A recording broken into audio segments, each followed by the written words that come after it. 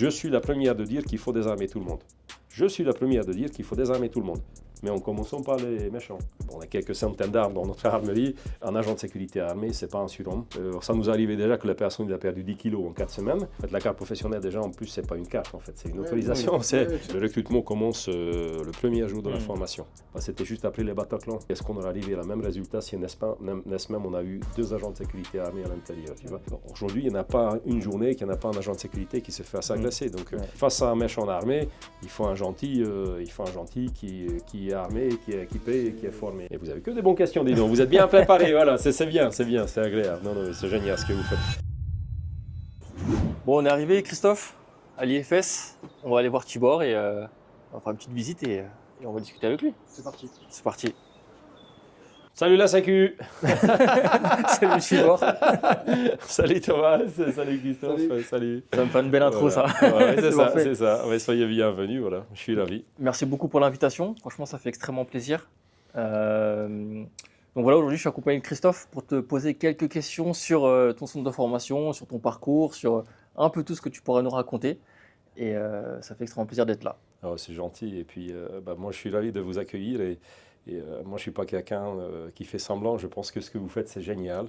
Parce que la sécurité privée en France, tu sais, nous avons beaucoup de, ce que je dis souvent, des complexes d'infériorité, tu vois. Et pourtant, en fait, on a un métier incroyable, génial. Et il faut communiquer. Je pense que c'est important de communiquer, bien communiquer aussi. Parce que, bon, et en tout cas, ce que je répète chaque fois, surtout de motiver des jeunes de venir vers notre secteur d'activité. Voilà, moi, je suis un ancien militaire, comme vous savez, un ancien légionnaire. Bon, maintenant, je prêche pour ma paroisse, voilà, donc pour la sécurité privée. Et en tout cas, voilà, moi, je suis ravi de vous accueillir. Et puis, je vous répondrai avec une très grande plaisir à toutes vos questions, de tout ce que vous souhaitez. Voilà. Bah, c'est génial. Est-ce que tu pourrais nous expliquer un peu ton parcours? Qu'est-ce qui t'a amené à la sécurité privée et tout ce que tu développes de ça? Très bien, bah oui, avec un grand plaisir. Donc, tu sais, je répète souvent aussi qu'avec mon accent, c'est pas difficile à deviner que je suis pas descendant de Louis XIV, tu vois. Donc, moi, je suis descendant d'Attila, le Hun, tu vois, donc le barbare. Donc, je suis d'origine hongroise, voilà. Donc, je suis allé en France ouf, ça date déjà, tu vois. Je commençais à être un vieux con, tu vois. Donc, je suis arrivé à 98, en janvier 98. Je parlais pas un mot en français. Je suis venu pour m'engager à la Légion étrangère.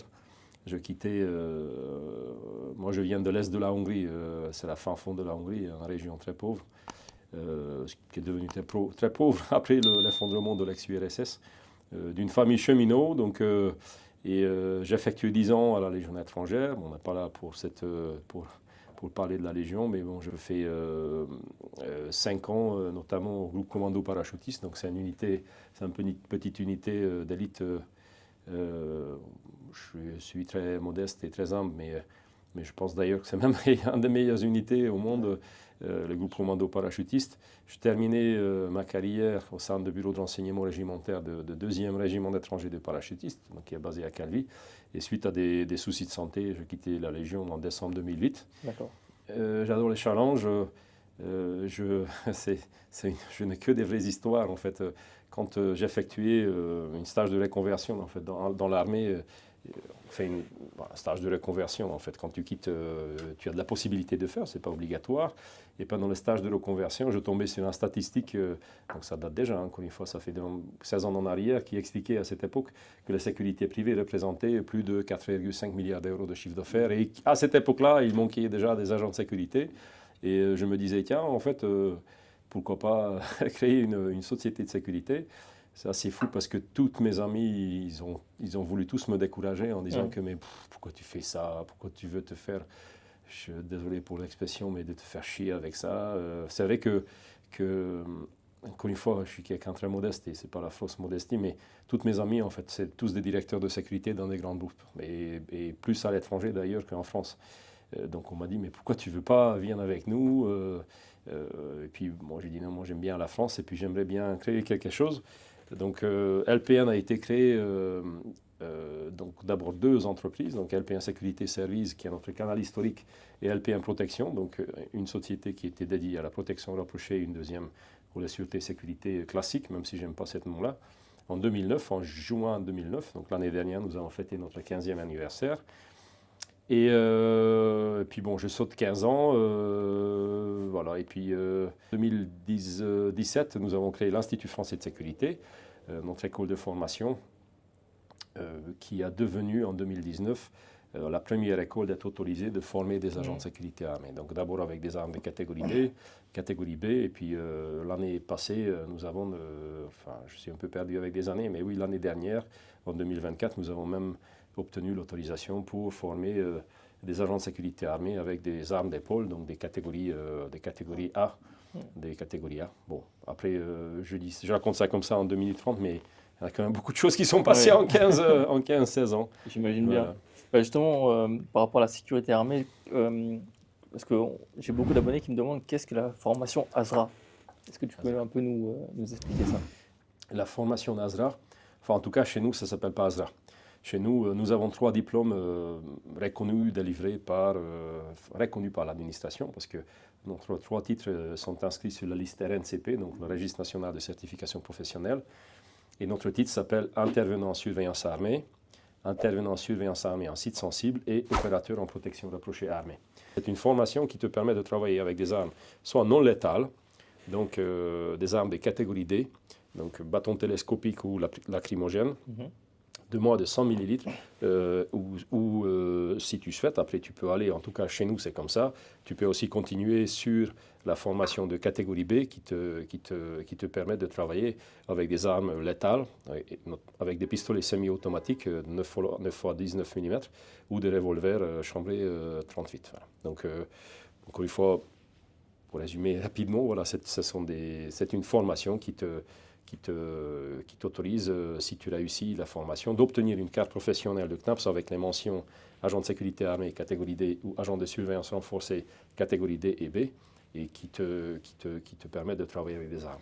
Ok, donc donc sur la carte professionnelle, c'est quelque chose qui s'ajoute en plus, c'est pas une deuxième carte professionnelle, c'est comme opérateur vidéo, ça Non, s'ajoute. c'est rajoutant.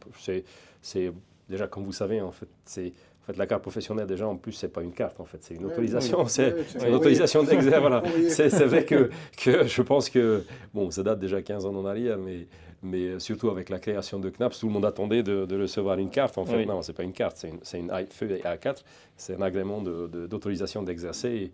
Et effectivement, c'est une ligne qui se rajoute, en fait, comme tous les autres, protection rapprochée, surveillance humaine, vidéoprotection. Et effectivement, tu peux avoir plusieurs lignes sur ta carte professionnelle qui t'autorisent de travailler avec des armes. Et c'est une formation qui dure combien de temps à peu près? C'est plusieurs semaines, j'imagine. Pour pouvoir travailler avec des armes de catégorie D, donc des armes non létales, c'est dure 4 semaines. Et la formation de catégorie B, c'est dure 2 semaines. Mais en réalité, dans les 4 semaines, en fait, c'est pas en 4 semaines, tu apprends pas de déployer un bâton télescopique, parce que quand j'ai donné l'interview dans l'enquête exclusive, en fait, je leur montrais que tu apprends ça en 30 secondes. Chez nous, la 4 semaines, c'est le tronc commun où tu as 4 UV dans la formation, secourisme tactique, technique opérationnelle, sûreté, surveillance et tout ce qui est gestion de risque. Et une fois que tu as fait les 4 UV, après, dans la formation de catégorie B, en fait, tu as déjà vu 95% de tout ce qui concerne la catégorie B aussi. Voilà. Donc en tout cas, chez nous, c'est comme ça que ça s'articule. Je sais qu'ailleurs, d'autres écoles, en ce qui concerne la catégorie D, ils le font en 2 semaines. Est-ce que c'est assez? Est-ce que c'est trop? Nous, maintenant, avec l'expérience, nous avons délivré plus de 500 diplômes en 5 ans, 6 ans. On sait que 2 semaines, pour quelqu'un qui n'a jamais rien fait dans sa vie, bon, vous êtes sportive, peut-être ça se passe bien. Pour quelqu'un qui n'a jamais fait de sport de combat dans sa vie, 2 semaines, c'est quand même, c'est pas...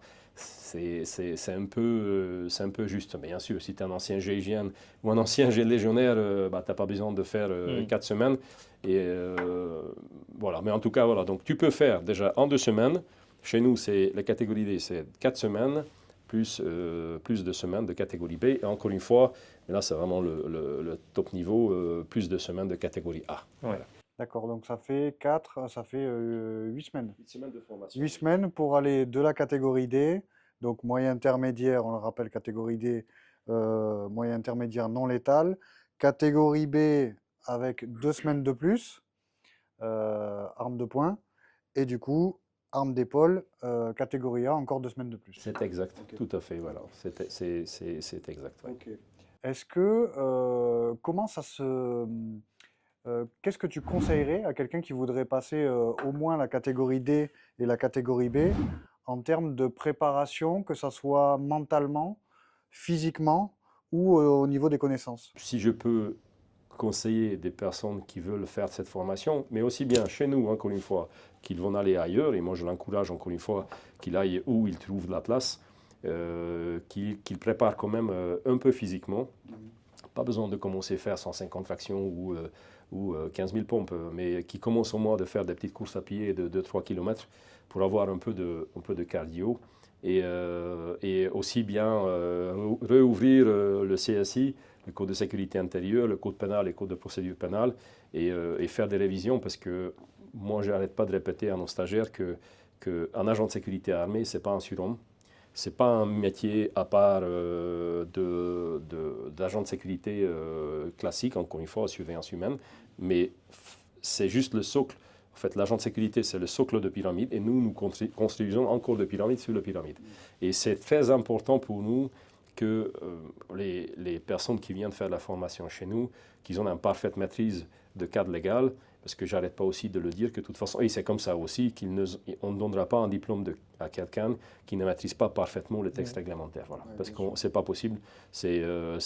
Moi, je suis responsable, c'est moi qui signe les diplômes.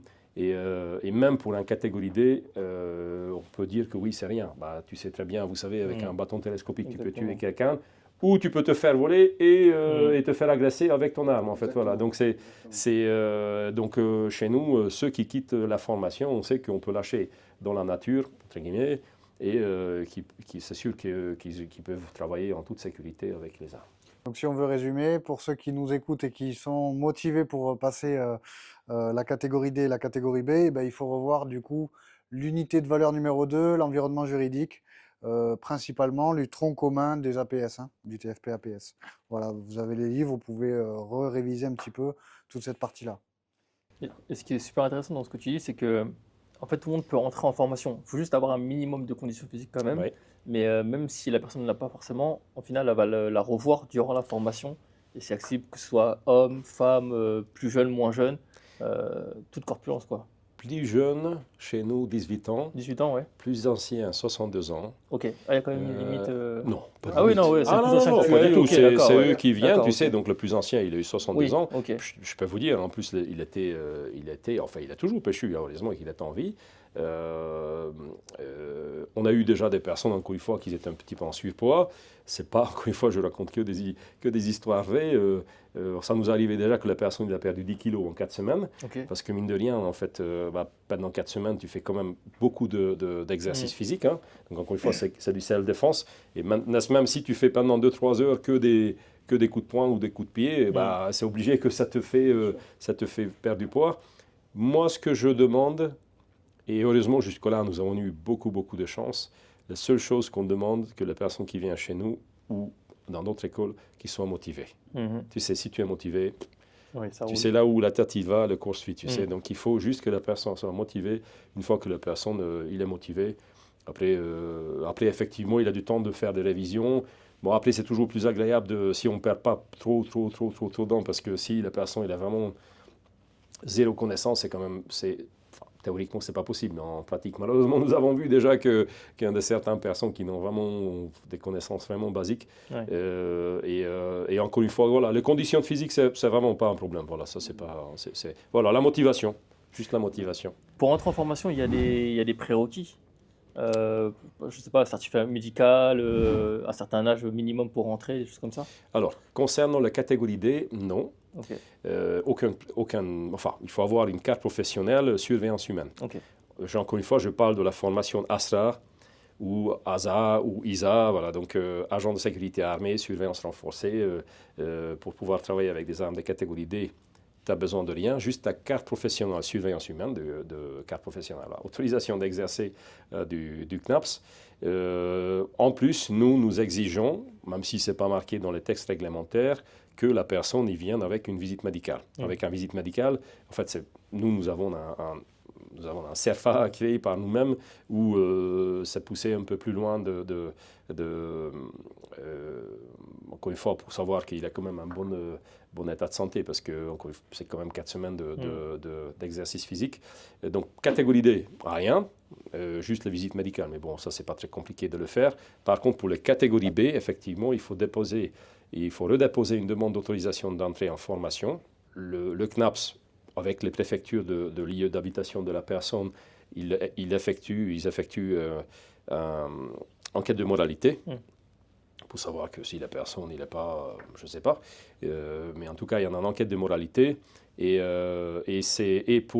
Par contre, pour la catégorie A, il faut aussi une lettre de promesse d'embauche. Une promesse d'embauche de l'entreprise qui veut recruter la personne. Et c'est des formations qui sont finançables par le CPF, par exemple ou C'est finançable par... en fait, j'explique ça assez souvent aussi. Pourquoi c'était important pour nous d'être le premier. En fait, quand tu es le premier, c'est jamais simple. Voilà. Surtout en France, parce qu'il faut essuyer les plâtres, comme on dit. Et surtout, encore une fois, avec mon accent et avec mon histoire et qui vient d'ailleurs, c'était pas toujours simple. Mais nous étions une première école de formation qui a obtenu que notre titre qui soit inscrit sur la liste RNCP. Et à partir du moment quelle que soit la formation, ça ne valable pas que dans le domaine de sécurité privée, si la formation est inscrite sur la liste RNCP, effectivement, c'est finançable par le CPF, Pôle emploi, Acto ou toute autre région. Donc c'est finançable par tout type de modèle de financement. Okay. Au niveau du travail, les agents, une fois qu'ils sortent de formation, ils ont souvent tout de suite des propositions où ils doivent chercher un peu. Est-ce que est-ce que ton centre de formation leur recommande des endroits où bosser? Alors, c'est une excellente question aussi parce que on ne fait pas des formations pour faire des formations. Quand nous avons commencé aussi en 2017, 2018, 2019, tout le monde a dit que ça ne marchait pas. Jamais, de toute façon, en France, des agents de sécurité armés, ça se développera jamais. Aujourd'hui, dans toutes les grandes parts d'attraction des agents de sécurité armés, même avec des armes des catégories B, donc des armes létales, Disneyland, Puy du Fou, Nigloland, Parc Astérix, et ça, c'est des sites, je dirais, qui sont visibles, mais en plus de ça, il y en a des centaines de sites déjà qui emploient des agents de sécurité armés. C'est vrai, je dis ça assez souvent, on peut trouver des annonces dans les réseaux sociaux ou au Pôle emploi, mais dans la plupart des cas, c'est plus à bouche à l'oreille. Ouais. Parce que ça reste quand même des sites sensibles, même si ça n'existait pas en fait. L'appellation site sensible, ça n'existait pas officiellement. Voilà, donc c'est à bouche à l'oreille. Et puis même ceux qui ne commencent pas à travailler tout de suite avec des armes, je dis ça encore une fois vraiment avec beaucoup d'humilité. J'ai pas besoin donc ça c'est des chiffres qui parlent et puis les satisfactions de nos stagiaires. Beaucoup d'entre eux, en fait, ils deviennent très vite responsables des équipes, des chefs d'équipe, parce que déjà tu ne peux pas déployer des agents de sécurité armés si dans tes effectifs il n'y en a pas. En fait, on parlera de ça, mais la condition sine qua non pour pouvoir vendre des agents de sécurité armés pour une entreprise. Tu dois avoir obligatoirement dans tes effectifs des personnes qui ont déjà la carte professionnelle avec les mentions d'agent de sécurité armée ou agent de surveillance renforcée. Donc, encore une fois, nos stagiaires, très vite, quand ils quittent l'IFS, ils trouvent de travail, au-delà de trouver des travail dans la sécurité privée. Parce que je le dis aussi que tu sais, dans la sécurité privée, ne travaillent pas que ceux qui ne veulent pas travailler. Parce que je crois que c'est un des secteurs d'activité en France qui est en plein de boom depuis 10 ans. Et encore une fois, avec tout ce qui se passe, ça sera encore plus. Donc, voilà. Donc, ils trouvent du travail très facilement. Soit, si encore une fois, par nous recevons aussi régulièrement des annonces ou sinon, encore une fois, après, il y en a un réseau qui se crée et puis entre eux, ils trouvent du travail. Et d'ailleurs, c'est assez marrant parce que pendant le premier jour de formation, je fais une présentation, c'est moi qui le fais, et puis j'explique que le recrutement commence le premier jour de la formation. Parce que si tu te comportes mal, si tu n'es pas correct, si tu fais jamais, encore une fois, si tu n'aides pas tes camarades, c'est sûr que les autres, ils vont Ils n'ont pas envie de travailler avec toi et peut-être qu'ils ne vont pas t'appeler s'il y en a du travail. Et au-delà de ça, on a bien vu, avec un peu d'années d'expérience en sécurité privée, que c'est un tout petit monde où tout le monde se connaît et tout le monde traîne l'expérience, qu'elle soit bonne ou mauvaise. En général, on sait très vite qui est qui, hein. C'est un tout petit monde.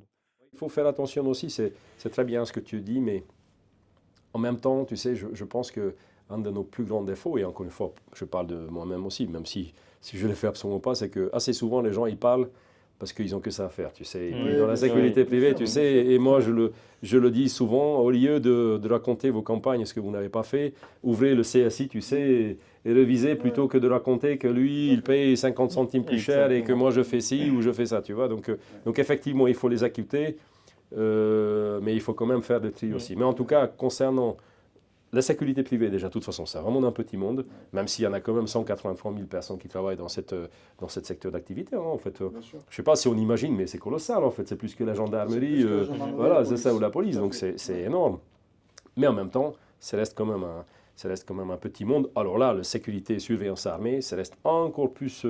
et là, vraiment, tout le monde connaît tout le monde. Donc voilà, encore une fois, moi, je répète ça, enfin, j'explique ça que les recrutements commencent le premier jour de la formation. Donc on passe sécurité, donc ISA, hein, c'est ça? ISA. Voilà, ISA, ISA, ISA. ISA D ou B. Voilà, voilà. Et donc après, une fois qu'on a passé ça, il y a quand même, ben, comme pour le TFP-APS, des maintien des acquis des connaissances et des compétences, notamment pour ceux qui ont la catégorie B au niveau du tir, ou même la catégorie D au niveau des entraînements réguliers, etc. Comment ça se passe alors? Pour la catégorie D, tu es obligé de faire une journée de recyclage tous les 6 mois. Pour la catégorie B, c'est tous les 2 mois. Tu vois, donc de toute façon, nous sommes exactement sur la même réglementation que les policiers municipaux. Donc et là, nous revoyons, en fait, parfois on a des journées de recyclage. Il faudra que vous veniez d'ailleurs, c'est 30-40 personnes, tu sais, qui font du tir, qui font de l'utilisation de bâtons télescopiques, enfin le menottage. Donc oui, tu as tout à fait raison. Donc à partir du moment que tu deviens agent de sécurité armée, il faut préciser ça aussi. Si tu n'es pas en poste, tu n'es pas obligé de faire de recyclage. C'est ton choix. Tu peux faire ou tu ne peux pas faire. Sauf si tu ne fais pas de recyclage, tu n'es pas employable en fait. Tu perds ton employabilité parce que pour pouvoir être employé, il faut que tes recyclages soient à jour. Maintenant, si tu es en poste, ce n'est pas toi qui as payé déjà, c'est l'entreprise qui prend ça en charge. Mais par contre, dans ces cas-là, effectivement, il faut faire de recyclage. Et pour terminer aussi dessus, tu sais, ce qui est très agréable en fait, quand nous avons commencé ça en 2019, nous avons dit comment on va faire des tri, tu sais, parmi les gens. Mais en fait, on aperçoit que tous ceux qui se lancent dans ce secteur d'activité, c'est tous des gens motivés. Et c'est agréable, tu sais, parce que justement, ils ont envie d'évoluer, ils ont envie de comprendre, ils ont envie de... Donc c'est agréable de travailler avec. Ouais, et puis il y a cette idée aussi d'être toujours prêt, d'être toujours vif au niveau de la sécurité privée, que ce soit catégorie D, catégorie B. Effectivement, cette idée d'être toujours entraîné, vif, prêt, c'est quand même satisfaisant pour la professionnalisation de nos métiers. C'est quelque chose qui est vraiment, vraiment satisfaisant. Bah, ça ne va pas très vite, parce que moi, j'ai donné mon premier interview, c'était en 2015. Nous étions encore sur un site très, très, très sensible. Et je donnais mon premier interview qui m'a causé déjà d'ailleurs beaucoup de problèmes. Bah, c'était juste après les Bataclan. Et après les Bataclan, je le dis, on vient de fêter. On vient de commémorer le 10 ans d'attentat. Je peux vous renvoyer l'article, je le dis, est-ce qu'on aurait arrivé à la même résultat si n'est-ce même on a eu 2 agents de sécurité armés à l'intérieur, tu vois. On peut philosopher dessus 100 ans. Peut-être qu'ils auront pu se faire tuer, quand même, peut-être comment ils auront pu stopper l'attaque. Donc ça ne va pas très vite par rapport à l'Espagne, encore une fois, mais ça avance quand même. Et quelque part, je dis que c'est même mieux que ça va en cadence lent, mais certaine, parce qu'au moins, ça nous permet de maintenir une excellente qualité aussi bien de formation que de prestations, et que ça ne se dilue pas dans le temps et ça devient pas, c'est ça, et que ça ne devient pas du n'importe quoi. Et j'avais une question par rapport aux prérequis. Est-ce qu'il y a un suivi psychologique ou pas des gens qui partent en formation et qui sortent de formation pour maintenir les compétences armées? Très bien, c'est une excellente question aussi. En fait, donc, concernant la catégorie D, théoriquement, comme je l'ai dit, il n'y en a pas d'obligation, il n'y a pas de prérequis. Toutefois, nous, dans la visite médicale, effectivement, il faut que le médecin il atteste que tu es apte de travailler avec, aussi bien physiquement que psychologiquement, avec une arme. Et pour la catégorie B, par contre, c'est une obligation légale. Effectivement, bon, est-ce que c'est un suivi médical, suivi psychologique c'est pas un psychologue qui te suit. Toutefois, c'est quand même un médecin qui te délivre l'attestation. Donc ça, c'est... Oui, de toute façon, un médecin est apte à quand même dire si psychologiquement la personne est stable pour... c'est la même attestation, sauf que chez nous, c'est plus que ce qu'on demande ou on exige dans le domaine de tir sportif. Voilà, tu sais, pour être tireur sportif, effectivement, tous les ans, il faut que tu refasses la visite médicale. Et sur la visite médicale, c'est bien indiqué que la personne il est apte de pouvoir détenir des armes psychologiquement. Oui. Parmi les questions qu'on te pose, j'ai pris les questions d'abonnés aussi. Oui, très bien, ouais, avec plaisir. J'ai un abonné qui avait une question sur est-ce qu'il y aura des agents de sécurité renforcés, mais qui sont aussi agents cynophiles? En fait, il n'existe pas de formation cynophile agent de sécurité armée. Il faut juste qu'il fasse la formation. S'il a déjà la carte agent cynophile, en fait, après, il peut travailler avec son animal, avec le chien, et avec des armes non létales ou avec des armes létales. D'accord. Ok. Et pour les anciens policiers, enfin pour les policiers, gendarmes, militaires, est-ce qu'il y a le même cursus de formation ou il y a des modules, des VAE ou des choses comme ça? C'est une très très bonne question aussi. En fait, comme vous savez, dans le domaine de sécurité privée, les anciens militaires, des policiers, des gendarmes, ils peuvent obtenir leur carte par équivalence. Donc par équivalence, ça veut dire qu'ils envoient des attestations, des documents, et le CNAPS, il délivre la carte automatiquement. Dans le domaine de formation, dans le domaine de sécurité armée, ça n'existe pas. Obligatoirement, il faut qu'il fasse une VAE. Qu'est-ce que c'est une VAE? C'est une validation d'acquis expérience. C'est valable aussi bien, encore une fois, dans le domaine de sûreté et sécurité que dans n'importe quel domaine en France. Et c'est une possibilité d'obtenir un diplôme parce que toi, tu penses que tu as toutes les capacités, connaissances pour avoir ce diplôme et tu as exercé au moins 1 an dans le domaine concerné. Donc, mais ce n'est pas automatique. Tu demandes ça, donc la personne prend contact avec nous en disant « je suis un ancien policier, je suis un ancien militaire ou je suis un ancien gendarme. Voilà, j'ai exercé tant d'années, minimum 1 an dans le domaine concerné, donc encore une fois avec la sécurité armée. Et il faut que d'abord il fasse un livret A, en fait c'est un CV, et après il faut qu'il fasse un livret 2 où il nous explique qu'ils connaissent parfaitement toutes les UV qui sont dans notre titre. C'est important de l'expliquer ça aussi, parce qu'assez souvent les gens ils disent « mais attends, c'est bon, je sais utiliser un bâton télescopique ». Mais nous, la formation, ce n'est pas juste l'utilisation de bâtons télescopiques. Il y en a les 4 UV plus les 5e. Mais encore une fois, c'est comme ça, quel que soit le domaine de compétences ou secteur d'activité. Tu ne dis pas que je sais, encore une fois, je ne sais pas, mais en tout cas, encore une fois, c'est chez nous, il faut qu'ils justifient qu'ils ont les parfaites connaissances des 4 UV plus les 5e, le 5 ou les 6 UV, 6 UV concernés. Voilà, donc ça s'appelle une validation d'acquis expérience. Et il faut qu'ils prennent contact avec nous, il faut préparer le dossier, c'est beaucoup de travail administratif. Et après, il faut dire aussi qu'il faut qu'ils passent quand même devant les jurys d'examen. Et donc ça prend au moins minimum 1 journée quand même, plus le travail administratif. Et si on juge qu'ils sont aptes d'obtenir le diplôme, ce n'est pas moi d'ailleurs, encore une fois, c'est les jurys d'examen. S'ils sont aptes, après, bien sûr, ils obtiennent le diplôme. Mais en tout cas, voilà, ce n'est pas automatique. C'est pas automatique. Une fois que les agents ont leur formation et qu'ils sont armés, leurs armes, c'est des armes à eux ou c'est l'entreprise qui leur fournit des armes pour le terrain? C'est aussi c'est une excellente question, parce que c'est une question absolument pas négligeable, parce que obligatoirement, c'est l'entreprise qui doit donner tout l'équipement. Tu vois, gilet pare-balles, armes, tout doit être délivré par l'entreprise. Et encore plus, bon, si tu veux utiliser tes chaussettes, c'est ce que tu fais ce que tu veux. Mais concernant les armes, c'est l'entreprise qui doit te donner les armes, obligatoirement, aussi bien les catégories D que le catégorie B. Tu vois, assez souvent, on nous demande la question aussi, mais pourquoi? Parce que si tu achètes un lacrymogène sur Vich, j'ai rien contre Vich, mais si tu achètes un et en fait il ne respecte pas les normes européennes, tu sais, tu gazes quelqu'un, la personne il perd le vue, aussi bien ton employeur que ton assurance, il va dire, mais attendez, il a utilisé des équipements non conformes.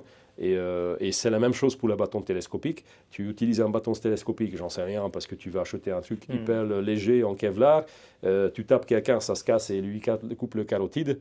En fait, ton assureur, il va dire que... Et c'est comme ça aussi dans l'armée ou dans la police que tu dois utiliser obligatoirement l'équipement ou le gilet pare-balles qui est fourni par l'administration, donc encore une fois, par ton employeur. Ça, c'est très important de le dire, parce que j'ai beaucoup d'agents de sécurité qui viennent par message me dire qu'on aimerait bien être armé, et il y en a certains même qui s'équipent eux-mêmes, mais le risque, c'est effectivement que l'employeur se décharge, que l'assurance se décharge, et que ça soit leur responsabilité à eux qui a engagé. Et du coup, ils parlent de la carte professionnelle. Alors, tu sais, il faut... C'est aussi un très bon réflexion parce que, alors déjà, tout seul, tu ne peux pas t'équiper, tu ne peux pas t'armer.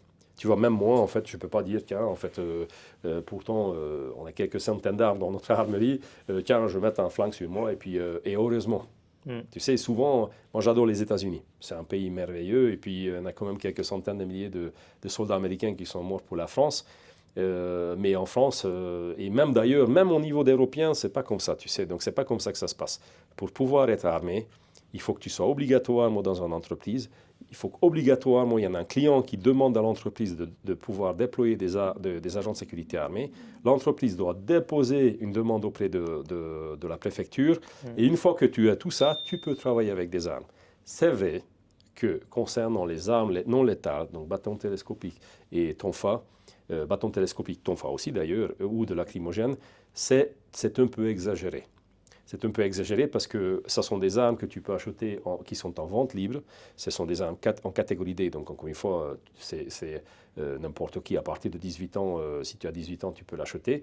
Et donc, c'est vrai que c'est un peu exagéré. Il faut savoir que quelques mois en arrière, nous avons déposé une demande de modification de réglementation, que ces armes-là, les armes des catégories D, ne soient pas soumises aux autorisations, mais soumises aux déclarations. Comme pour un... Bien sûr qu'il faut que tu fasses la formation, l'entreprise, il faut qu'il soit agréé par le CNAPS, mais que tu ne sois pas obligé de déposer une demande auprès de la préfecture, parce que c'est du perte de temps, aussi bien pour l'entreprise que pour l'administration, parce que pour un simple bâton télescopique, en fait, il faut quand même produire des documents. Mais pour répondre encore une fois à ta question, non, il faut le dire aux agents. Déjà, ne faites pas. Demandez à votre entreprise de faire le nécessaire pour travailler en toute sécurité et en toute légalité. C'est possible. C'est pas compliqué. C'est pas... Bon, il y a un travail administratif derrière, mais en tout cas, c'est tout à fait possible de le faire. Bon, avant tout, déjà, il faut déjà venir faire la formation, parce que tout part, en fait, tout commence avec la formation.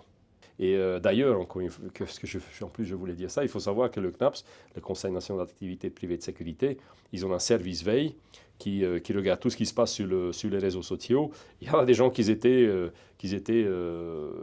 sanctionnés parce qu'effectivement, ils ont posté que moi je travaille avec des armes, de lacrymogènes. Donc ne le faites pas. Encore une fois, déjà, ce n'est pas juste parce qu'il y en a une veille ou pas de veille. En fait, c'est possible de le faire, c'est facile à faire. Après, il y en a un chemin qui est obligé quand même d'emprunter, tu sais, pour pouvoir travailler avec des armes. Mais ne faites pas ça comme ça tout seul, en fait. Parce que c'est vrai qu'il y a énormément de titres avec des appellations qui sont différentes. Et c'est vrai que des fois, on a pas mal de questions. Par exemple, il y a le titre A3P, agent de protection physique de personnes. Il y a le titre APR. Quelle est la différence déjà entre les deux, par exemple? En général, donc encore une fois, si déjà tu ne sais pas qu'est-ce que c'est le code de sécurité intérieure, se plonger dans ce sujet-là, ça deviendra un peu compliqué. Maintenant, si ça t'intéresse, enfin si ça vous intéresse, mais je parle aussi à vos Aux abonnés qui aux abonnés regardent. qui écoutent, en fait, ça reste quand même un sujet très intéressant. Pourquoi? Parce que pour pouvoir donc, délivrer une formation, effectivement, il faut un diplôme. Pour pouvoir avoir un diplôme, il faut que tu fasses faire valider la formation que tu as conçue, donc tu as fait l'ingénieur de formation, auprès d'abord de la DLPAJ, donc c'est la direction de la liberté publique et des affaires juridiques, DLPAJ, qui dépend du ministère de l'Intérieur, et après par France Compétences, pour pouvoir délivrer cette formation. Mais tout ça, c'est basé sur un cahier de charges qui est l'arrêté de 2017, même maintenant ça a été modifié en 2023, qui définit clairement qu'est-ce que tu dois enseigner. En grande ligne, hein, donc, mais il définit quand même clairement qu'est-ce que tu dois faire. C'est aussi bien valable pour les APS, pour les APR, pour les maîtres chiens, pour la vidéosurveillance, pour les directeurs de cartes de dirigeants et encore plus, bien sûr, tout ce qui concerne la sécurité privée armée. Donc c'est un cahier de charge, tu vas aller sur l'Internet, tu tapes cahier de charge sécurité privée, formation sécurité privée, tu tomberas sur l'arrêté de 2017, encore une fois, qui était abrogé, mais qui était modifié, encore une fois, en 2025, je pense qu'en 2024. Et donc, tout est basé sur ça. Et concernant la sécurité armée, tout à l'heure, on a commencé à discuter de ça, pourquoi notre formation fait 4 semaines, et comment c'est possible que certains, ils le font ça en 2 semaines? Est-ce qu'ils sont dans l'illégalité? Non. Parce que, est-ce que nous faisons quelque chose qui ne respecte pas la réglementation? Ben non, non plus en fait. Enfin, pas du tout d'ailleurs. Donc, la formation, en fait, dans le cahier de charge, c'est indiqué que pour délivrer une formation, enfin obtenir un diplôme, il faut minimum effectivement 74 heures de formation. Donc c'est à peu près 2 semaines de formation. Nous avons considéré à cette époque-là, encore une fois, qu'avec 2 semaines de formation, pour quelqu'un qui n'a jamais travaillé avec des armes, on ne peut pas délivrer une bonne formation, encore une fois, avec 2 semaines. Et en plus, notre diplôme a été, encore une fois, l'architecture de diplôme, il est différente.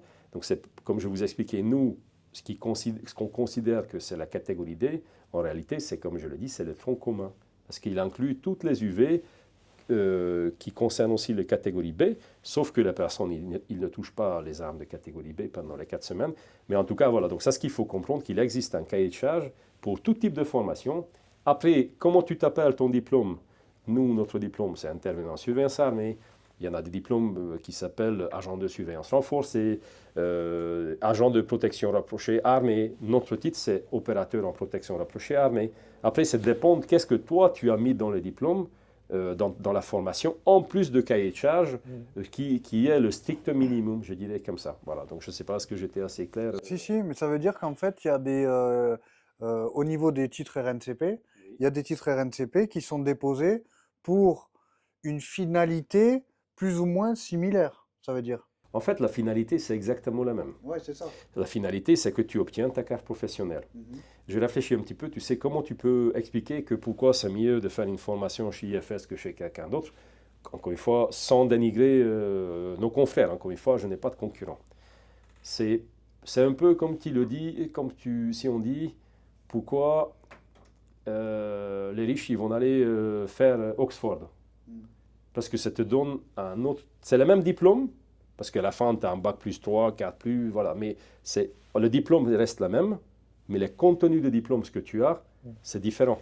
Donc encore une fois, bien sûr, la finalité de notre formation, c'est que la personne, ils obtiennent une carte professionnelle pour pouvoir travailler avec des armes. Maintenant, qu'est-ce qu'ils ont fait dans la formation pour pouvoir obtenir cette possibilité de travailler avec des armes? Bah, il y en a quand même 2 fois plus de contenu, ce qui concerne la catégorie D, mais la finalité, tu as entièrement raison. En finalité, la finalité, c'est la même, hein, c'est que la personne puisse travailler avec une arme et avant tout même qu'ils obtiennent une ligne sur le... Oui, on n'est pas effectivement sur la finalité de l'obtention du diplôme, on est vraiment au-delà du diplôme, sur de la compétence humaine, quoi. Bah, c'est encore plus... En fait, il ne faut pas oublier, tu sais, que travailler avec une arme, c'est quand même beaucoup de responsabilité, tu sais. C'est énormément de responsabilité. Aussi bien avec des armes non létales que encore plus avec des armes létales. Tu sais, nous expliquons ça à nos stagiaires que la seule personne qui sera éventuellement traduite devant la justice s'il fait mal son travail, bah, ça sera la personne qui a utilisé l'arme, comme ça se passe aussi avec les gendarmes ou avec les policiers, tu vois. Donc c'est quand même important que tu sois bien formé. C'est pour ça aussi, tu sais, concernant les VAE, on sait qu'il y en a des écoles, malheureusement, bon, même je dis, en fait, encore une fois, il ne faut pas que ça se dilue. Bon, on sait tout, parce que tout le monde sait tout. Il y a des écoles qui commencent à distribuer un petit peu la VAE, peut-être un peu trop facilement. Je dis, est-ce qu'ils font ça dans l'illégalité? Non. Enfin, d'ailleurs, je ne sais pas. Maintenant, la personne qui va travailler avec une arme, déjà, si tu ne connais pas, encore une fois, parfaitement le texte réglementaire, parce que tout à l'heure, tu as parlé, enfin, de toute façon, quand tu me parles de VAE, c'est obligatoirement policier, gendarme ou militaire. Tu sais, quand je quittais la Légion, j'ai obtenu ma carte professionnelle aussi par équivalence, à cette époque, c'était possible. Puisque tu as la carte, en plus, tu as toutes les cases, en fait, tu dis, ah bah c'est génial, je sais tout. En fait, tu sais, quand je me suis plongé dans les textes réglementaires, en fait, j'ai découvert que je ne connais rien du tout. Et tu sais, c'est un sacré danger, parce que nous, vous savez que je suis entouré des policiers ou des gendarmes, et déjà, quand tu commences à le dire, en fait, tu connais le CSI? Je peux te dire que même des policiers qui te disent, ah bon, il y en a combien de livres dans le CSI? Tu sais, 8 livres? Ah, mais pourquoi? Donc, et alors là, je ne rentre même pas encore plus dans les détails, mais en fait, tu dois avoir un uniforme, ta carte professionnelle dans le dos. Donc, qu'est-ce que tu peux faire? Et voilà, donc encore une fois, il ne s'agit pas juste de savoir est-ce que dégainer une arme, une pistolet ou donner des coups de bâton. En fait, c'est la connaissance, comme tu as dit, de toutes les maîtrises que tu dois connaître parfaitement dans le domaine de sécurité privée pour pouvoir travailler avec des armes. C'est un peu comme ceux qui achètent leur diplôme, parce qu'il y en a qui achètent leur diplôme SIAP, qui achètent leur TFP-APS. Oui. Ah bon? Non, en France, ça n'existe pas, ça, tu sais, donc ça, c'est ça. Ben oui, c'est exactement ça, tu vois. Selon toi, c'est quel secteur d'activité ou à quels endroits on peut retrouver le plus d'agents de sécurité renforcés? Armée, c'est très difficile à répondre, en fait, cette question, parce que, encore une fois, déjà, le CNAPS, il détient des statistiques, combien de sociétés sont agréées et combien d'agents de sécurité ils sont obtenus en autorisation enfin une carte professionnelle. Mais comme on parle encore une fois, en fait, la loi de 2017, enfin je ne sais pas d'ailleurs, est-ce que vous savez qu'avant 2017, on pouvait déployer des agents de sécurité armés ou pas? Bonne question. Bonne question. Roulement de tambour. Quelle était la première loi de la loi fondatrice de la sécurité privée en France? 83-629. 83-629, très bien. Est-ce que dans la loi de 83-629, est-ce que nous autorisait déjà de travailler avec des armes ou pas? Non. Ah bah si. Dans la loi de 83-629, en fait, déjà, il y en a une ligne qui dit « Les agents de sécurité armés de première point, donc, qui est devenu la L611-1, donc la surveillance humaine, peuvent être armés. Un décret d'application sera publié ultérieurement. Et en fait, entre 83 et 2017, on n'a jamais eu de décret d'application publié. Donc c'est pour ça que nous, en 2015 aussi, quand nous avons intervenu sur ce site, on a eu beaucoup de difficultés parce que ce n'était pas aussi cadré qu'aujourd'hui. Aujourd'hui, on sait jusqu'à la dernière cartouche combien tu dois tirer, qu'est-ce que tu dois faire. Dans la loi, c'est indiqué que pour déployer des agents de sécurité armés, il faut un risque exceptionnel d'atteinte à la vie, soit contre les agents de sécurité, soit contre les personnes qui se trouvent dans la lieu à surveiller. En fait, c'est deux choses complètement... Enfin, c'est quand même important de bien comprendre aussi, parce qu'il faut un risque exceptionnel d'atteinte à la vie contre les agents de sécurité, donc ça, ce qui nous permet de déployer des armes de catégorie D, parce qu'il faut justifier qu'il y en a un risque contre les agents de sécurité. Est-ce qu'on peut justifier facilement aujourd'hui qu'il y en a un risque contre les agents de sécurité? Je dirais que oui. C'est ce que je dis. Tu vois, pour revenir aussi sur ta question précédente, que c'est pour ça aussi, en fait. C'est très facile, parce que tu peux... Aujourd'hui, il n'y en a pas une journée qu'il n'y en a pas un agent de sécurité qui se fait agresser. Donc il faut juste justifier que tu as un risque, encore une fois, soit contre l'agent de sécurité, soit il y en a un risque contre les personnes qui se trouvent dans la lieu à surveiller. Donc là, on parle des clients. Et c'est vrai que quand on commence à parler des armes de catégorie B, donc encore une fois, bien sûr, il y en a dans toutes les grandes parts d'attraction, mais au-delà de ça, la plupart des sites, en fait, ils ne communiquent pas dessus. Hmm. Ils obtiennent l'autorisation préfectorale et ils ne veulent pas, tu sais, que ce soit balancé D'accord, ouais. sur... Après, par contre, ce que je sais, parce que nous avons une filiale à Guyane, sur chaque site d'orpaillage légal, partout, il y en a des agents de sécurité armés. Ok. Et pas que d'ailleurs, même dans des hôpitaux, parce que la Guyane, c'est 20 fois plus de criminalité qu'ici en métropole. Tu vois, on parle ici souvent que oui, il y en a des problèmes. Bah, la Guyane, c'est 20 fois plus d'homicides qu'ici en métropole. Donc effectivement, à Guyane, bah, c'est encore plus... bon, encore une fois, est-ce qu'il existe des statistiques exactes quel site, quel type de client ça, moi, je ne suis pas au courant. Ok. Je voulais revenir sur un point que tu disais, c'est que les agents de sécurité armés sont déployés, donc, enfin, un agent de sécurité armée peut être pour son bien, pour sa défense personnelle, pour sa vie, C'est exact. ou celle des personnes. Oui. Est-ce que ça peut être le cas aussi pour des biens, ou c'est uniquement pour la vie des personnes? En fait, tu sais, en fait, c'est drôle parce que tu sais, les articles de loi en France, c'est toujours... en fait, on ne le dit jamais que tu protèges... encore une fois, on protège les personnes qui se trouvent dans le lieu à surveiller. Pourquoi? Parce qu'un agent de sécurité, je ne parle pas encore une fois des agents de protection rapprochés, des agents de sécurité, nous sommes rattachés à un site, obligatoirement. Donc tu protèges le site, mais en réalité, tu ne protèges pas les sites, tu protèges les personnes qui se trouvent dans le lieu à surveiller. Bon, maintenant, encore une fois, par exemple, un central nucléaire, bah, bien évidemment que tu protèges le central nucléaire, mais encore une fois, c'est avant tout, dans le texte des lois, encore une fois, c'est indiqué, c'est clair, il faut un risque exceptionnel d'atteinte à la vie contre les personnes qui se trouvent dans le lieu à surveiller. Parce qu'encore une fois, en tant que surveillance humaine, obligatoirement, tu es rattaché à un site. D'accord. Ce qu'on explique aussi souvent, enfin systématiquement et d'ailleurs dans notre formation, c'est qu'on parle de menaces. Menace et risque, ce n'est pas du tout la même chose. Menace, ça veut dire que je veux te tuer ou je veux te bomber la gueule.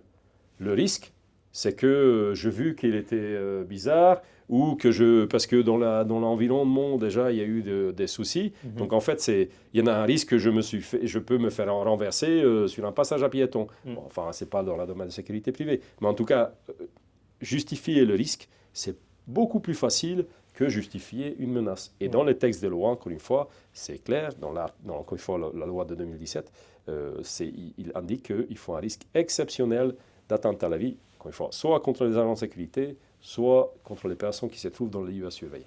Avant de parler du groupe LPN, j'ai une question sur est-ce que tu penses que les agents de sécurité renforcés, enfin armés, vont remplacer ou compléter les forces de l'ordre public?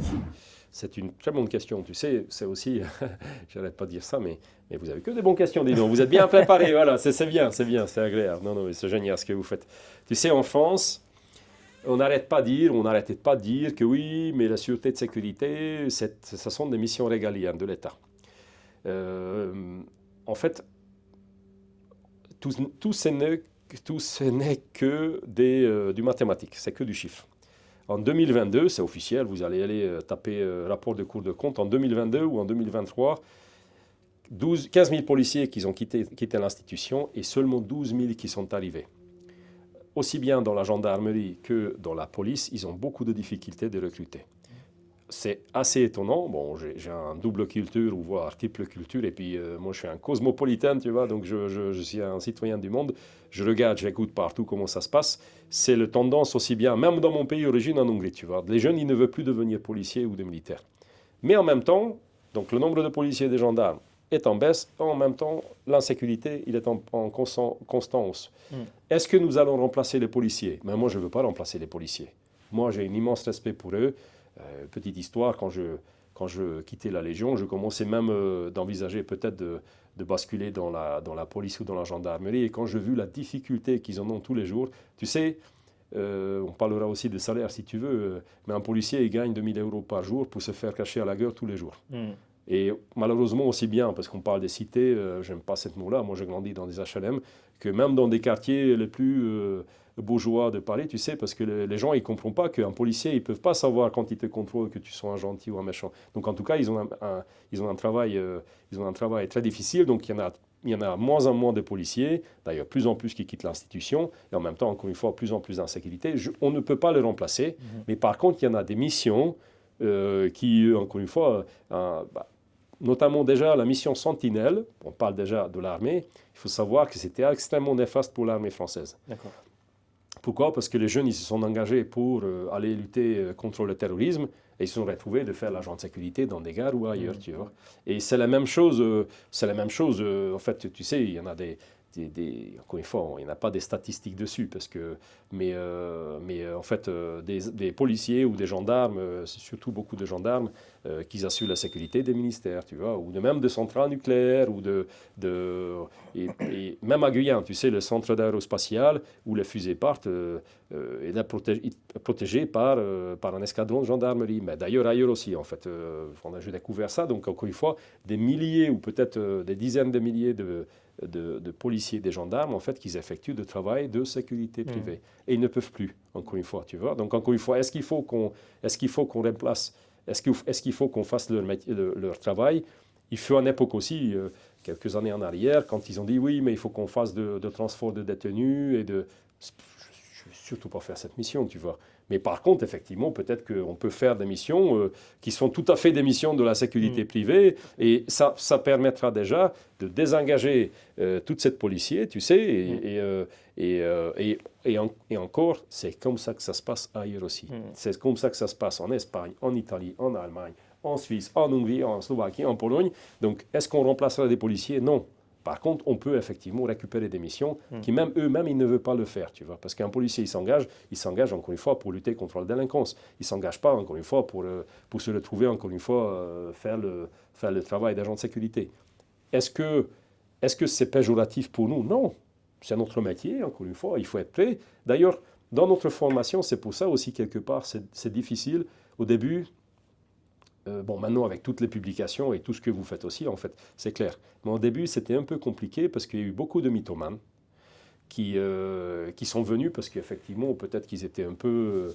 encore une fois, ils n'ont pas réussi de l'entrer dans la police ou gendarmerie armée ou parce qu'ils ont pensé qu'ils vont devenir des contracteurs ou des mercenaires ou je ne sais pas quoi.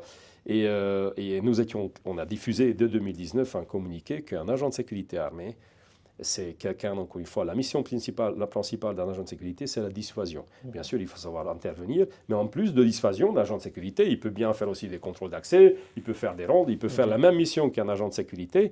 Donc, nous ne sommes pas, encore une fois, nous sommes pas des surhommes. Et c'est ce que je commençais à dire. Ce qui est compliqué, c'est qu'ils font une excellente formation, ça c'est incontestable, et on le dit, peut-être tu n'utiliseras jamais ton arme. Et d'ailleurs, on te souhaite que tu n'utilises jamais ton arme, en fait. Parce que, encore une fois, utiliser une arme, mais au moins, s'il faut que tu utilises ton arme, au moins, tu seras prêt pour utiliser l'arme. En fait, voilà. Je suis tout à fait d'accord avec le fait que on ne va jamais remplacer les forces de l'ordre, on va peut-être les soulager de leur mission pour les mettre sur des missions plus, comment dire, où ils seront plus qualifiés. C'est ça. C'est ça, exactement. Ouais, tout à fait. Non, je te rejoins tout à fait là-dessus. C'est notre mission, encore une fois, c'est, comme je le dis, c'est la dissuasion, tu vois. Il faut savoir intervenir s'il faut intervenir, mais avant tout, c'est la dissuasion. Et nous ne sommes pas dans l'action, nous sommes dans la réflexion, tu vois, ce qui est quand même colossal. Moi, j'explique ça, enfin, encore une fois, pendant la formation, que nous, notre mission, c'est faire en sorte qu'on fasse 99,999% de réflexion, qu'on n'arrive jamais à l'action. Parce que, tu sais, même dans des zones, encore une fois, entre guillemets, dangereuses ou hostiles, tu vois, même à Guyane, les clients, ils ne te payent pas pour faire la guerre, en fait. Ils te payent parce que, justement, ils ne veulent pas avoir des problèmes. Donc voilà, donc c'est important. Pourquoi je parle de ça? C'est important, encore une fois, que dans la tête des gens qui veulent faire cette formation, qui veulent s'engager sur cette voie-là, voilà, pas d'action. Ce n'est pas pour autant, encore une fois, bien sûr, tu vas faire une super formation, tu serais capable de travailler avec des armes, mais pas d'action. Nous, on ne veut pas d'action. Si tu veux des actions, engage-toi dans la police, dans la gendarmerie, dans l'armée, et là, tu peux avoir de l'action. Oui, c'est plus sur la réflexion, l'anticipation et la surveillance, avoir les yeux bien ouverts, et voilà, oui, bien sûr, effectivement. Et puis finalement, en fait, tu sais, quand on pense, c'est ce qui est le plus difficile. Bien sûr. Parce que tu peux rester, tu sais, en poste pendant 3 ans, peut-être que jamais rien passera, tu vois. Et le jour que ça se passe, ben, c'est là que tu dois être là, tu sais, dans ta tête. Donc finalement, en fait, donc, on a un métier, encore une fois, très difficile. Bon, vous vous sentez bien, comme vous, en fait. Nous sommes passionnés par ce métier. Je pense que c'est génial. Il faut, encore une fois, il faut aller dans l'entraille, il faut connaître, il faut être passionné. Mais c'est quand même, je pense que c'est un très beau métier. Tout à fait d'accord. Pour parler un peu du groupe LPN, est-ce que Ouais. tu peux nous expliquer ce qu'est l'entité Oui. LPN? Très bien. En 2009, création je crée 2 entreprises, donc LP1 Sécurité Service et LP1 Protection. Donc encore une fois, non, protection rapprochée et sécurité surveillance humaine. C'est grandi petit à petit. Et en 2016, nous avons, en fait, on commençait à avoir plusieurs filiales. Nous avons eu déjà le projet aussi de créer IFS. Donc on a créé un holding qui regroupe toute cette filiale-là. Donc aujourd'hui, comme je le dis, en fait, nous avons plus de 12 agréments délivrés par l'État. En fait. Donc, il faut imaginer déjà, vous connaissez parfaitement la sécurité privée, déjà obtenir un agrément pour pouvoir diriger une entreprise ou créer une entreprise, c'est déjà compliqué. Mais nous avons 12 agréments délivrés par l'État. Je le dis ça vraiment avec beaucoup d'humilité parce que c'est quand même énormément de responsabilité aussi. Mais ça, ce qui nous place encore une fois au-dessus entre guillemets, un peu de tout le monde, parce que, comme je le dis souvent, dans la sécurité privée, on parle de chiffre d'affaires, je fais 10, 15, 1000, 2000, 2000 employés. Moi, ce que nous différencie des autres, encore une fois, ce sont nos 12 agréments, ce sont nos compétences, encore une fois, et tout ce qu'on fait. Donc, dans nos agréments, encore une fois, nous avons tous les agréments pour former des agents de sécurité armée. Enfin, déjà, la surveillance humaine, encore une fois, classique, protection rapprochée. En plus de ça, nous avons la catégorie D, l'autorisation catégorie D, catégorie B, catégorie A pour former. Nous avons aussi une entreprise qui est dédiée pour pouvoir mettre en place des armes de catégorie, des armes létales, parce qu'effectivement, on a oublié de préciser, mais autant que pour la catégorie D, tu n'as pas besoin d'avoir créé une filiale à part pour pouvoir déployer des agents de sécurité armés avec des armes de catégorie D, autant que pour la catégorie B, il faut effectivement une filiale à part agréée par le CNAPS. Donc, nous avons une filiale à part qui est agréée aussi bien pour la catégorie D que pour les armes d'épaule, pour la formation, et en plus de ça, nous avons l'agrément du ministère de l'Intérieur pour pouvoir vendre des armes de catégorie D et catégorie C, c'est un peu long. Catégorie B, nous avons un agrément du ministère de l'Intérieur, notre stand de tir, il est agréé, donc c'est une commission qui se déplace pour vérifier que tout est en norme de questions sécurité, mais aussi santé aux travailleurs, que tout est en norme. Notre homologation vient d'être renouvelée. Et en plus de ça, nous avons aussi l'agrément de la Direction générale de l'armement pour pouvoir vendre des vraies armes de guerre. Déjà, un pistolet, c'est une arme de guerre, mais tout ce qui est A2. Donc tout ce qui est, encore une fois, voilà, moi aussi, des mitrailleuses, pas que des chars, mais des lance-grenades. Donc nous avons dans tout, encore une fois, 12 agréments délivrés par l'État. Nous avons une armerie avec, encore une fois, nous sommes autorisés pour vendre des armes. Donc, c'est vrai que moi, je suis passionné par ça. Ce que je dis souvent, je ne dors pas avec une arme, je n'ai pas besoin d'avoir une arme pour me sentir bien. Donc, moi, je suis très bien dans ma tête. Mais moi, j'aime ça. Je répète ça assez souvent aussi, tu sais, parce que il fut temps aussi, on a entendu dire, oui, les armes tuent. D'ailleurs, assez souvent, enfin, il y en a certaines personnes qui disent aussi, les armes tuent. Moi, je dis, non, les armes, ils sauvent des vies. Bien sûr. Faites calculer combien de personnes ont été tuées par des armes à feu, c'est simple. C'est horrible, c'est simple. Calculer combien de personnes ont été sauvées grâce à des armes à feu, n'est-ce même encore une fois grâce à la dissuasion, c'est très difficile de le faire. Mais quand on met finalement, en fait, puis je rappelle ça assez souvent, tu sais, si nous sommes ici, parce que dans le temps, nos anciens, ils étaient des guerriers et ils ont défendu leur famille, et voilà. Donc, et les armes, ça existe depuis que l'humanité il est sur Terre. Donc, encore une fois, encore une fois, c'est pas bien, parce qu'encore une fois, les armes, c'est pas bien, mais c'est comme ça. Et tant que l'homme il sera sur Terre, il va toujours faire la guerre. Et voilà, donc, et si on veut, encore une fois, défendre des gentils, c'est ce que je dis aussi, face à un méchant armé, il faut un gentil, qui est armé, qui est équipé et qui est formé. C'est souvent ce que je dis en formation, c'est que malheureusement, les méchants, ils sont déjà armés. Donc, à un moment donné, il faut que les gentils soient armés aussi. Ça rejoint exactement la même chose. Et souvent, il y a aussi ce débat de oui, mais s'il y a plus d'armes et que s'il y a plus d'armes en France, alors il va y avoir plus de morts, etc., etc. Et en fait, finalement, tout ça, c'est des faux problèmes, puisque en réalité, on voit des pays comme la Suisse où il y a énormément d'armes. Parce que la Suisse, je t'ai coupé, pardon, mais effectivement, ce que tu dis, c'est une très bonne réflexion parce que la Suisse, je pense que je crois statistiquement, c'est la troisième pays au monde Ouais, en nombre d'habitants, enfin, détention d'armes par rapport au nombre c'est d'habitants. ça. Ils n'ont jamais de Il problème. n'y a jamais de problème. Pourquoi ils n'ont jamais de problème? Parce qu'un Suisse, il est réservé jusqu'à 45 ans. Il a son arme à la maison, il est prêt à faire la guerre en sachant qu'ils n'ont jamais fait la guerre. Alors, tu sais, le civis pacem parabellum, eux, ils ont bien compris. Donc, c'est pas l'arme qui tue. Un arme, c'est un objet en fait sans aucune volonté propre. C'est la Ouais, personne qui est derrière. Et encore plus parce que tu sais, euh, on a eu la guerre des Balkans où tout le monde était armé jusqu'aux dents. On a eu la guerre de Libye, encore une fois, aussi ce qui s'est passé encore une fois en Tunisie. Il faut savoir qu'en Libye, juste des missiles air-sol, je pense qu'il y en a 20 000 missiles qui sont disparus. Je parle pas des armes, ce qui s'appelle des ALI, des armements légers infanterie. Il y a eu des centaines de milliers qui ne savent pas en fait où ils sont partis. Là, nous avons la guerre en Ukraine. Tu vois, toutes les guerres sont horribles, encore une fois, quel que soit le lieu. Donc, c'est une guerre horrible, tu vois. Et toutes ces armes-là, tu vois, on parle de la sécurité privée. C'est, c'est historique, c'est comme ça, c'est écrit dans les bouquins, il faut juste le voir. Une fois que quand une guerre termine, tous ces gens-là qui ont fait la guerre, bah, ils se retrouvent sans travail souvent. Qu'est-ce qu'ils font? Bah, ils ont faim, ils ont envie de donner à manger à leur famille. Bah, ils vont se plonger, c'est assez juste qu'il n'y en a que quelques dizaines, ils vont se plonger dans la criminalité, tu vois. Ils ont un excellent savoir-faire. Et les armes, encore une fois, on se retrouve parmi les civils. Et ça, ce que ça va être, bon, j'espère non, hein, mais des armes, encore une fois, ils sont là. Et encore une fois, tu sais, ceux qui disent qu'il faut désarmer tout le monde, je suis la première de dire qu'il faut désarmer tout le monde. Je suis la première de dire qu'il faut désarmer tout le monde. Mais en commençant par les méchants. On ne peut pas demander les méchants Enfin, si on peut demander, mais bon, ils vont te dire, On connaît la t'es réponse, gentil, mais hein. voilà, c'est ça, on connaît les réponses, tu vois. Donc désarmer des citoyennes, désarmer des honnêtes citoyennes, c'est pas tout à fait responsable. Après, encore une fois, parce que tu sais, dès qu'on parle des armes, on parle des États-Unis. Encore une fois, les États-Unis, c'est un continent d'ailleurs, parce que c'est énorme, c'est 350 millions d'habitants.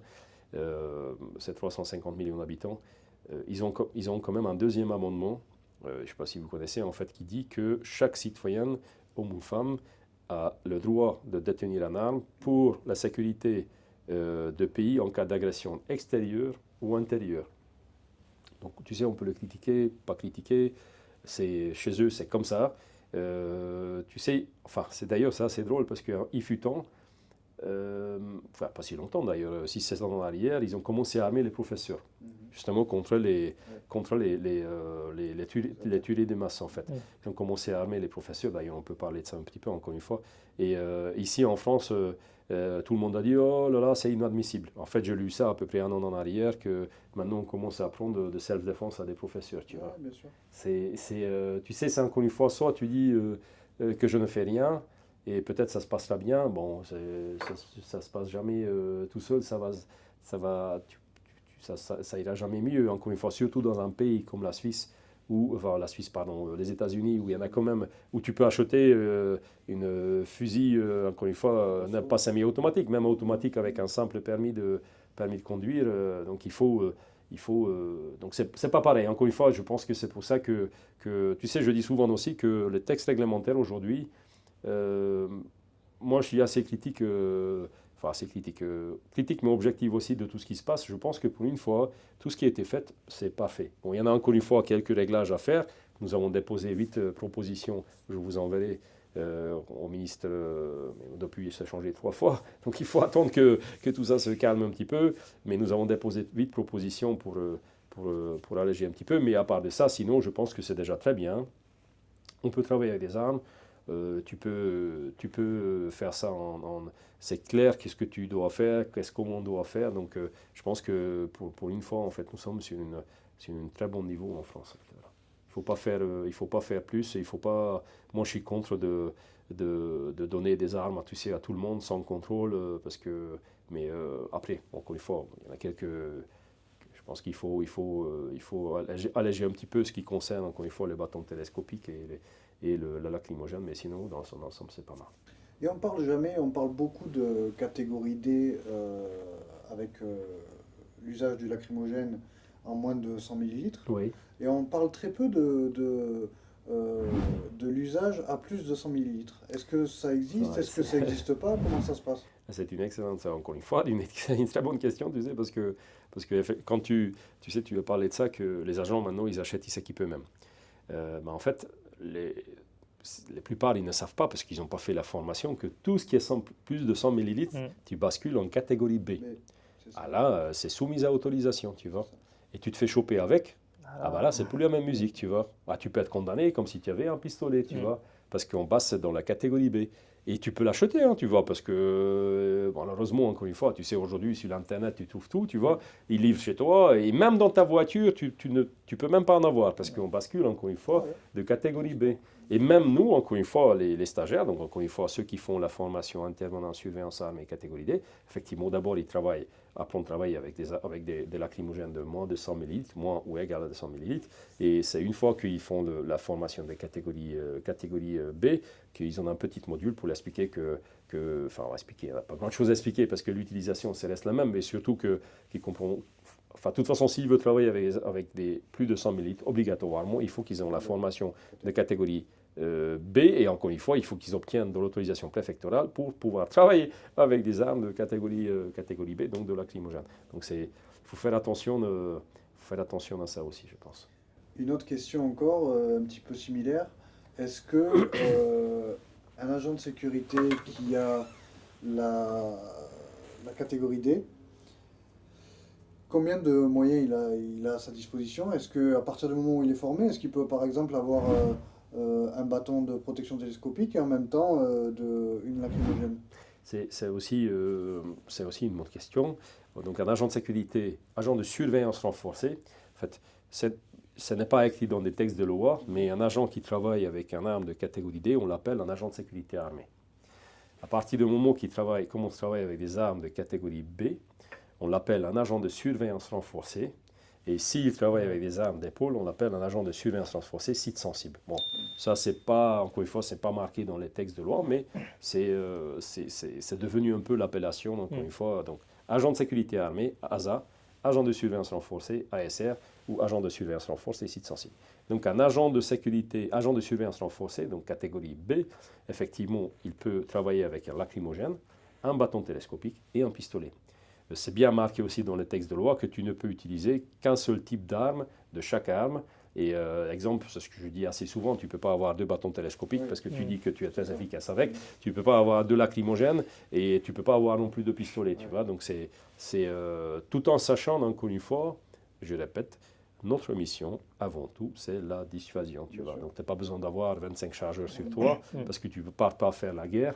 Tu es là pour riposter. Et ça, ce qu'on dit, tu sais ce que tu ne peux pas régler avec une chargeur, là, ça veut dire que tu es mal, tu vois. Et même le bâton télescopique, même le lacrymogène, vous savez, en fait, malheureusement, c'est devenu, c'est l'horreur, parce que vous savez que l'utilisation des armes blanches, en fait, c'est devenu, c'est encore une fois, mais aussi, enfin, c'est tous les jours. Mais je dis assez souvent, tu sais que, regarde, n'est-ce même juste avec un 100 millilitres, tu gazes quelqu'un, là, tu le calmes quand même pour 5 minutes, tu vois.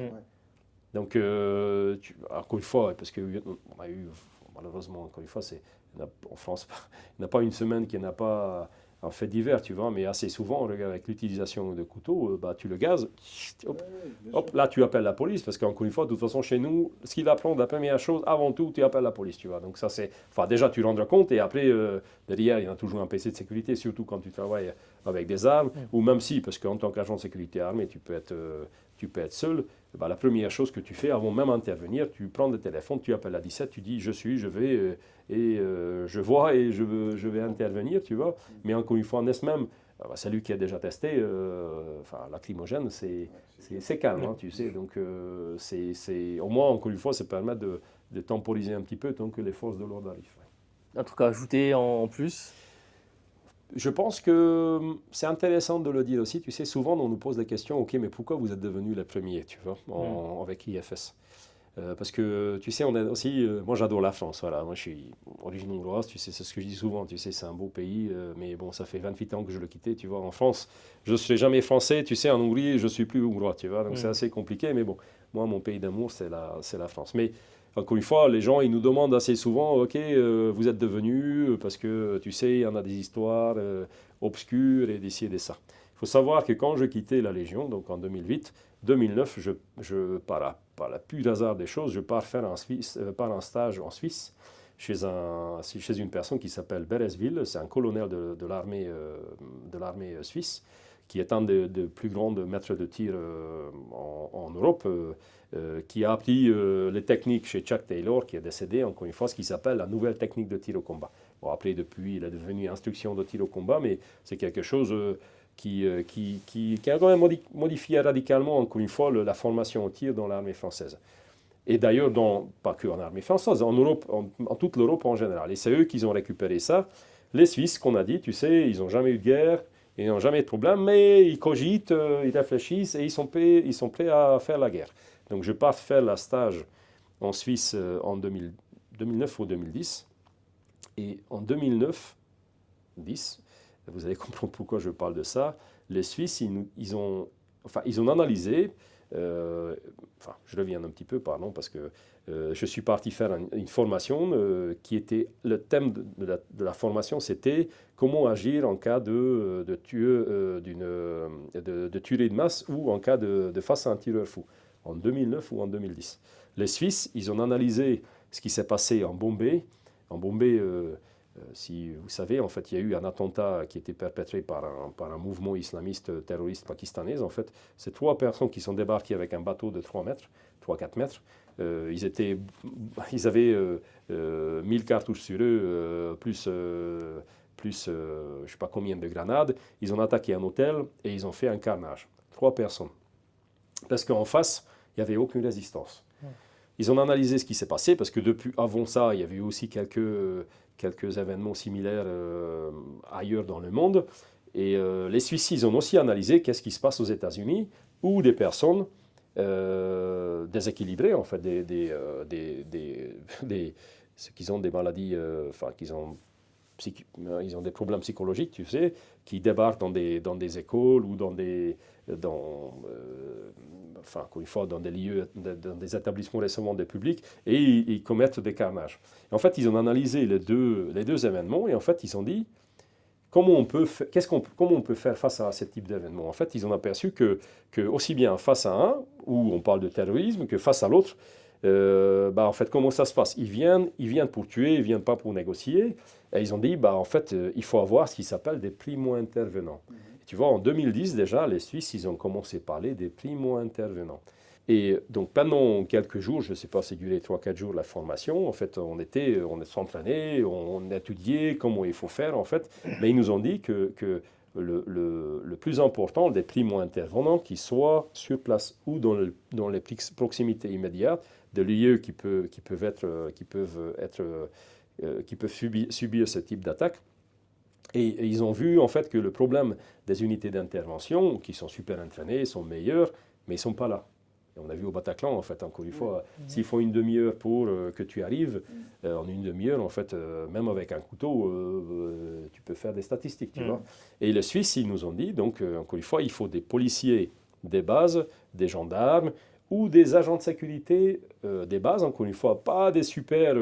tu vois, pas besoin que tu apprennes comment il faut casser une porte, mais il faut que tu saches parfaitement utiliser ton arme et apprendre un peu de technique ou tactique pour pouvoir intervenir face à ces types d'attaques, encore une fois, aussi bien un ou comme l'autre. Ça, c'était en 2010.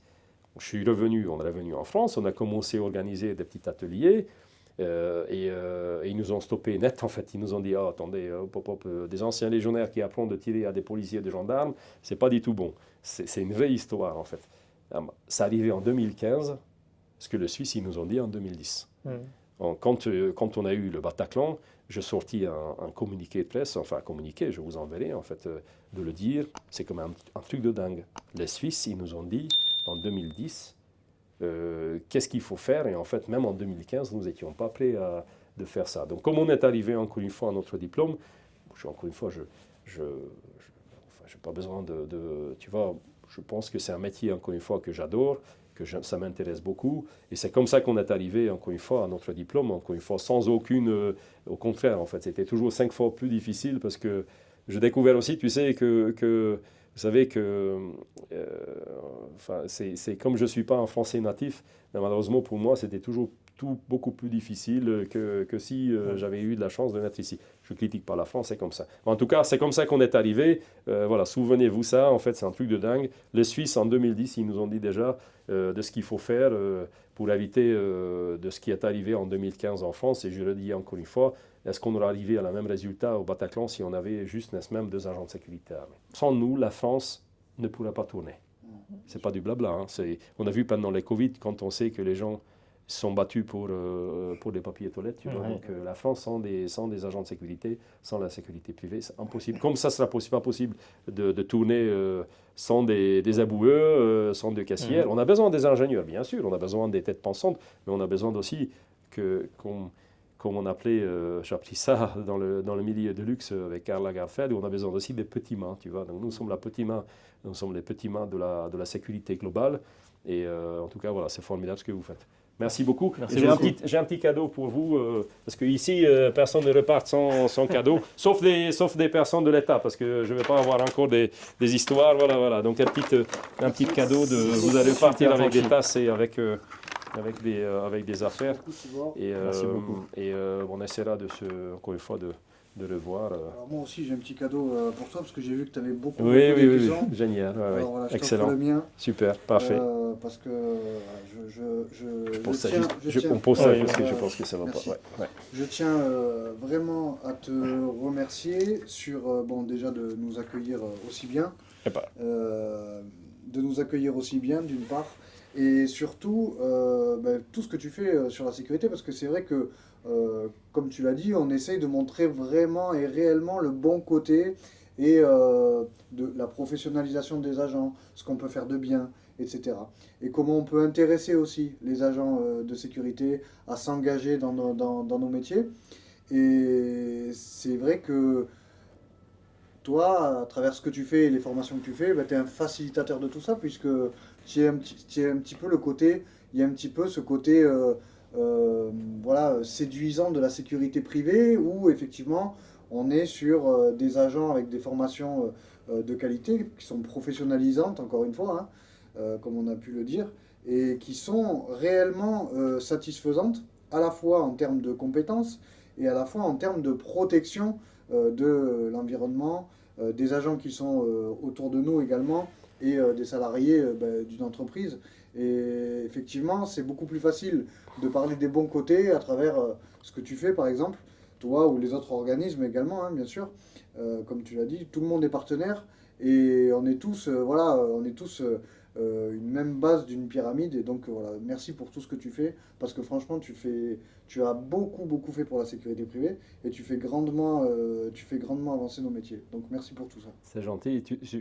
C'est juste pour conclure, effectivement, tu sais, je dis ça souvent aussi et à nos stagiaires qu'ils vont faire partir maintenant ce qu'on appelle la Ligue de la sécurité privée en France. Tu sais, c'est pas du tout orgueilleux, mais tu sais, c'est aussi le gars. Si tu deviens un policier et tu restes dans un carrefour toute ta vie, les gens ils vont pas venir, tu sais. Mais si tu le dis, tu deviens policier et tu peux devenir un membre du RAID, tu deviens soldat légionnaire et tu peux arriver au GCP, tu sais, il faut toujours avoir un élite en fait, parce que pendant longtemps, c'est vrai que c'est cette maillon-là qui manquait dans la sécurité privée, parce qu'on te dit, ok, tu deviens un agent de sécurité, bon, avec un peu de chance, tu vas être coordinateur, et puis ça s'arrête là, tu vois.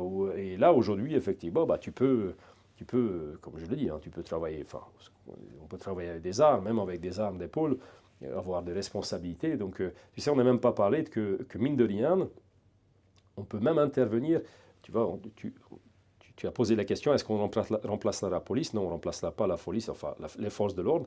Toutefois, on peut même intervenir sur la voie publique. parce que, et nous avons déjà obtenu des autres agréments, même avec des armes, pour travailler sur la voie publique, parce qu'à partir du moment qu'un agent de sécurité peut travailler sur la voie publique, bah, un agent armé, il peut aussi travailler sur la voie publique. C'est énorme, en fait, tu imagines? Bien sûr. C'est colossal, donc c'est un beau métier, et moi j'aime beaucoup. Tu sais, ce que je dis souvent, hein, tu sais, peut-être, tu sais, moi je m'entends bien avec tout le monde. Pour ça, je m'entends bien avec des petits, avec des grands. Je suis capable de discuter avec des ministres, comme je suis capable de discuter avec des gars de cité. Encore une fois, je déteste ce mot-là, tu vois, parce que je pense que je suis un exemple. Et c'est dans l'exemple que tu vois, bon, j'ai acheté un immeuble, j'ai une belle vie, encore une fois, pas toujours facile, mais j'ai une belle vie. Et tout ça, c'est grâce à la sécurité privée. J'ai toujours tout été déclaré. Chez nous, tout est déclaré. Tu vois, on a des contrôles tous les 2 mois, et puis c'est tout à fait normal avec tous nos agréments. Donc c'est un métier, encore une fois, où tu peux très bien gagner ta vie, tu peux progresser, tu peux étudier. Avant, tu étais agent de sécurité, tu restais toute ta vie. Ben, aujourd'hui, on a oublié même de dire, notre titre, c'est un titre de niveau bac. Ben, grâce à ce titre-là, ou grâce à d'autres titres, tu sais, tu peux continuer à faire tes études, tu peux faire un diplôme universitaire, une licence, un master, et tu peux même te retrouver en tant que directeur de sécurité. Je donne souvent cet exemple, d'ailleurs j'aimerais bien que vous citez. Je salue Karen. Karen, c'est un ami, un très très très bon ami, origine arménienne en fait, qui a grandi en Allemagne, qui est venu en France pour s'engager à la Légion étrangère. Il n'a pas été pris, il est resté en France, il a commencé à travailler comme simple agent de sécurité, mais alors là vraiment comme un simple agent de sécurité. Aujourd'hui, c'est le directeur d'une des plus grandes boîtes américaines en France. Tu vois, pas en France même, en fait, d'ailleurs, il est directeur pour toute l'Asie, Moyen-Orient et l'Afrique, tu vois. Donc, et ce n'est pas un ancien policier, ce n'est pas un ancien militaire, parce que tu sais, on a cette image-là aussi que non, de toute façon, tu ne peux pas, parce qu'obligatoirement, tu dois être un ancien policier ou militaire. Pas du tout. Tu vois, ça, c'est juste que tu sois curieux, que tu sois constant, que tu fasses bien ton travail, tu vois, et c'est un secteur d'activité où tu peux avoir une très très belle progression, et encore une fois, en plus, tu peux même très bien gagner ta vie. Je suis tout à fait d'accord. Alors moi aussi j'ai un cadeau ouais. pour toi, Tibor. Excellent, merci beaucoup. C'est le jeu de cartes que j'ai développé. C'est un jeu de cartes avec du coup des questions sur le TFP-APS, enfin sur la sûreté de manière générale, la sécurité incendie et le secourisme. Et voilà, c'est pour que les gens puissent réviser en formation ou même quand ils sont en mission sur des sites et entre eux. Donc voilà. Excellent, génial, génial. Et tu vends ça ou comment ça se passe? Je vends ça. Alors pour le moment c'est en rupture de stock parce que j'ai eu pas mal d'achats. Génial, ouais, c'est ça. Si, mais c'est génial. Mais ouais, je souhaite en produire beaucoup plus pour vraiment développer ça. Alors là c'est la première édition, j'ai fait 2 éditions. Excellent. Il me restait que celle-là malheureusement. Ah, super. Mais j'ai fait 2 éditions, là je travaille sur une 3e édition. Et après, on verra si on aura 4, 5, 6, 7. Mais voilà, je développe ça petit à petit. Bah, tu sais, c'est vraiment génial parce que c'est ce que je dis. Je pense que c'est ce qui manquait. Parce que tu sais, encore une fois, bon, c'est vrai que parfois c'est ennuyeux de notre métier. Mais au lieu, encore une fois, tu sais que tu racontes tes conneries ou tu screens ton téléphone, tu sais, si tu consacres juste une demi-heure, tu sais, par jour, encore une fois, en plus, il faut se dire, hein, tu sais, souvent on a des métiers où tu peux le faire. Tu sais, juste de faire des révisions, en fait, ça te permet quand même de monter en compétence et un peu, de comprendre un peu mieux. Voilà. Enfin, après, encore une fois, moi, je suis vraiment content que vous êtes venus. C'est super ce que vous faites. Et puis, encore une fois, j'espère bien d'ailleurs qu'on se reverra encore une fois pour d'autres émissions, peut-être rentrer un peu plus dans les détails de formation et même venir voir en fait ce qui se passe quand on fait des formations avec les armes létales. Et pourquoi pas vous retrouver aussi pendant la formation. Voilà. Enfin, toi, tu peux faire une VAE, mais et toi, tu peux faire une formation. Voilà. Avec grand plaisir. Merci beaucoup. Merci beaucoup. Voilà, merci. Merci avec plaisir. Merci beaucoup. Merci.